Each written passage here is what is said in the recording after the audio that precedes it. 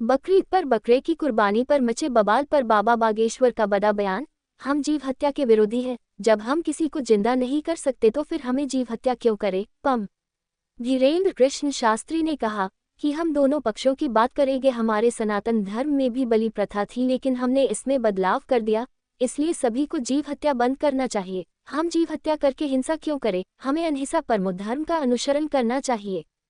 बकरीद पर काटने वाले बकरे बनाकर विरोध हो रहा है कि ये जीव हिंसा किसी भी संप्रदाय में, किसी भी कल्चर में, किसी भी संस्कृति में, किसी भी मजहब में है, निश्चित रूप से वो निंदनीय है। वो किसी भी प्रकार से हो, हम बलि प्रथा के पक्ष में नहीं हैं। इस प्रकार से हम बकरीद के भी पक्ष में नहीं हैं।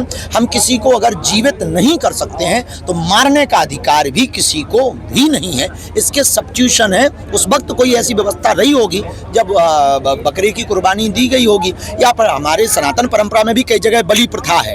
हम देखो दोनों पक्ष का एक्सेप्ट कर रहे हैं। तो अब लेकिन उपाय हैं, उपचार हैं। अब समय बहुत बदला है, हम सब सभ्य हैं, सुशिक्षित हैं, इसलिए हमें लगता है जीव हिंसा को रोकना चाहिए। अहिंसा परमो धर्मा के पर्याय पर चलना चाहिए। उससे निश्चित रूप से कि जो भी मजहब है, मजहब को भी तंदुरुस्ती मिलेगी, जी सबको जीने का अधिकार है। ये नया प्रण और प्रेरणा प्राप्त होगी। शिवपुरी की एक बेटी है, वो लुढ़कते हुए ओरछा धाम से और बागेश्वर धाम तक लुढ़कते हुए जा रही है। क्या संदेश है उसका? अद्भुत आस्था है, समर्पण है बागेश्वर बालाजी के प्रति, सन्यासी बाबा के प्रति। बागेश्वर बालाजी सनातनी हिंदुओं की आस्था का एक दिव्य केंद्र है, जो भविष्य में आरोग्य और आस्था का केंद्र बनने जा रहा है।